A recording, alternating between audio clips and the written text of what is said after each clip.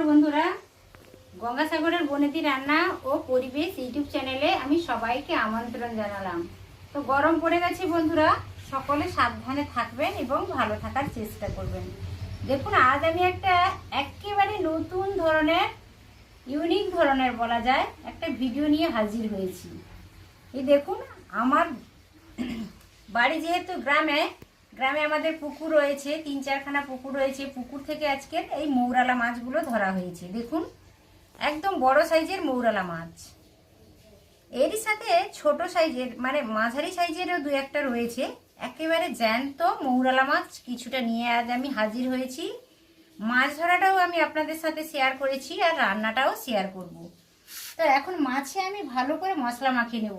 যে তরকারিটা আজকের আমি করব সেই তরকারিটা হচ্ছে মৌরালা মাছের ভাপা। তো মৌরালা মাছের বিভিন্ন তরকারি তো আপনারা খেয়েছেন এবং করেছেনও। আজ আমি একটা নতুন ধরনের তরকারি করছি, একেবারে সম্পূর্ণ নতুন ধরনের মৌরালা মাছের ভাপা। তো মৌরালা মাছের ভাপা করার জন্য আমি যে মশলাগুলো ব্যবহার করছি একেবারে সব দেখিয়ে দেবো একসাথেই। পরিমাণ মতো আমি হলুদটা নিয়ে নিলাম,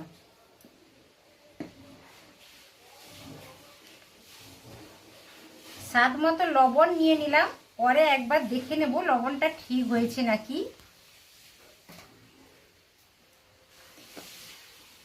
গরম পড়েছে, হালকা তেল মশলাদার খাবার সবারই ভালো, তাই একেবারে রিচ না করে আমি এই ভাপাটা আজ রান্না করছি। একেবারে ভাপা মৌরালা মাছগুলো খেতে খুবই টেস্টি হয়, দুর্দান্ত স্বাদের হয়, নরম তুলতুলে হয়ে যায়।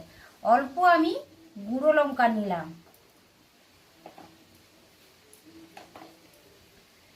আর যেহেতু ভাপা করছি জিরে গুঁড়ো ধনে গুঁড়ো দিলাম আধা চামচেরও বেশি, আর সেইভাবে আমি জিরে গুঁড়োটাও দিলাম আধা চামচের বেশি। এবার মাছ যতটা পরিমাণে নেবেন সেই অনুসারে কিন্তু মশলাটা আপনারা নেবেন।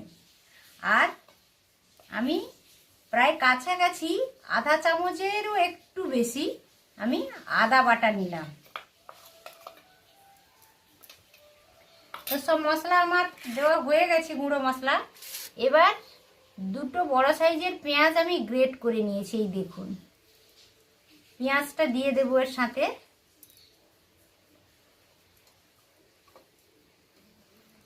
আর চার পাঁচটা কাঁচা লঙ্কা আমি চিড়ে নিয়েছি, একেবারে দুফালি করে চিড়ে নিয়েছি, এরই সাথে দিয়ে দিলাম। আর বড় সাইজের একটা টমেটো আমি নিয়ে নিয়েছি, এটাও দিয়ে দিলাম। এবার আমি মাছটার সাথে সব মশলাগুলো দিয়ে দিয়েছি। এবার আমি সরষা তেলটা দিচ্ছি। আপনারা আপনাদের পরিমাণ অনুসারে সরষা তেলটা ব্যবহার করবেন। সরষা তেলটা আমি নিয়ে নিয়েছি। এইভাবে আমি হাত দিয়ে ভালো করে মাখিয়ে নেব।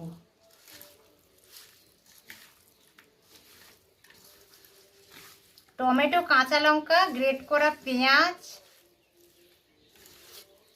আদা বাটা, জিরে গুঁড়ো, ধনে গুঁড়ো আর সরষা তেল দিয়ে মাছটা ভালো করে আমি ম্যারিনেট করে নিলাম।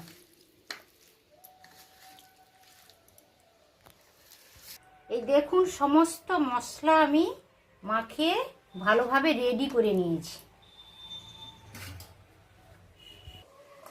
সমস্ত কিছু মাখিয়ে আমি রেডি করে নিয়েছি। আমার হাতে এই যে দেখতে পাচ্ছেন একটা টিফিন বক্স, স্টিলের টিফিন বক্স নিয়েছি আমি। ঢাকনাটা খুলে নিয়েছি। এবার আমি এইটা পুরো টিফিন বক্সে ঢুকিয়ে দেব। এই মাখানোটারই অপূর্ব গন্ধ ছাড়ছে বন্ধুরা।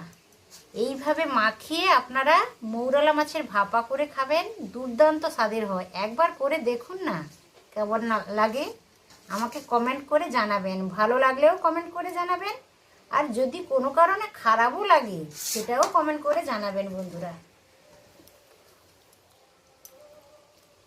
অদ্ভুত খেতে লাগে, আপনারা একবার ট্রাই করে দেখুন।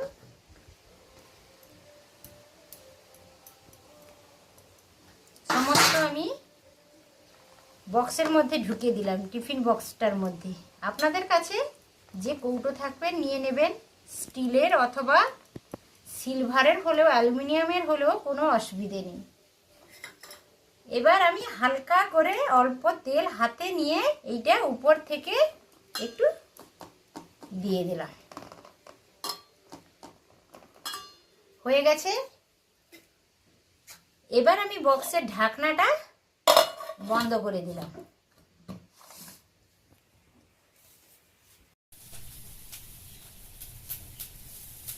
এই দেখুন বন্ধুরা, আমি একটা কড়াইতে করে কিছুটা পরিমাণ জল বসিয়ে দিয়েছি। জলের মধ্যে একটা রিং বা স্ট্যান্ড দিয়ে দিয়েছি।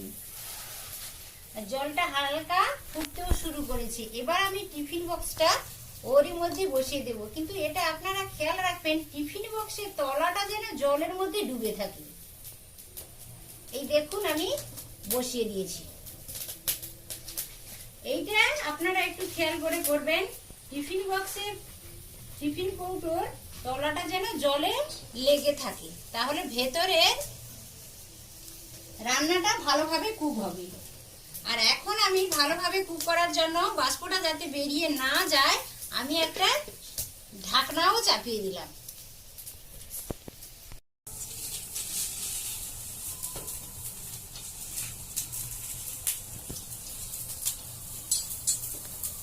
দেখুন বন্ধুরা, ঢাকনাটা আমি খুলে নিলাম। এবার আমি গরম আছে খুব,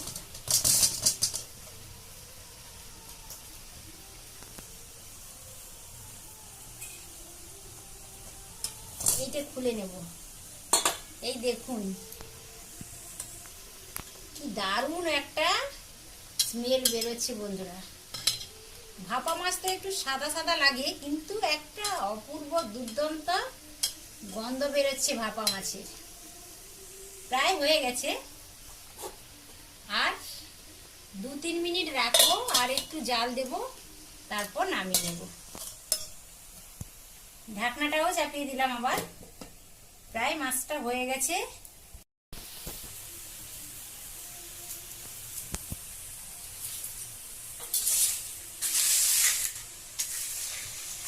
এই দেখুন বন্ধুরা, পুকুর থেকে মৌরলা মাছ ধরে আজ ভাপা করলাম। আপনারাও এইভাবে ট্রাই করে দেখবেন। এই তো চাপাটা আমি খুলে নিয়েছি। কি দেখুন,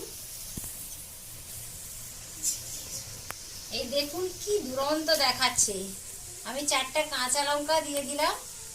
ভালো লাগে কাঁচা লঙ্কার গন্ধটা বেশ ভালো লাগে ভাপাতে, এই জন্য 4টা কাঁচা লঙ্কা দিয়ে দিলাম। এই দেখুন কতটা ফুলে উঠেছে, দেখতে কি অদ্ভুত লাগছে, আর দারুণ একটা স্মেল বেরোচ্ছে।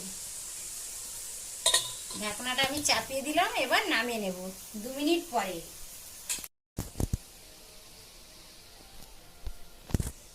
এই দেখুন আমি ঢাকনাটা খুলে নিয়েছি। এবার আমি হয়ে গেছে, মৌরলা মাছের ভাপা হয়ে গেছে, উনুন থেকে কড়াইটাই নামিয়ে নিলাম। বন্ধুরা, মৌরলা মাছের তরকারিটা আমার কমপ্লিট হয়ে গেছে। আমি আজ মৌরলা মাছের ভাপা করলাম। এই দেখুন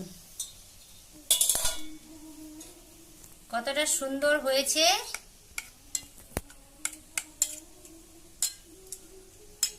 একেবারে নরম তুলতুলে হয়ে গেছে, আর কি দারুণ একটা ফ্লেভার আসছে। তো বন্ধুরা এইভাবে ট্রাই করে দেখবেন। আশা করছি ভিডিওটা সকলেরই ভালো লেগেছে। ভালো লাগলে আমার চ্যানেলকে নিত্য নতুন ভিডিও পাওয়ার জন্য অবশ্য সাবস্ক্রাইব করবেন, আর লাইক শেয়ার করতে একেবারেই ভুলবেন না। আবারও দেখা হচ্ছে পরের ভিডিওতে, পরের কোনো রেসিপির সাথে। তত সময় আপনারা সকলে সুস্থ থাকুন, ভালো থাকুন। আজকের মতো ভিডিওটা আমি এখানেই শেষ করলাম। আসি তাহলে বন্ধুরা, নমস্কার।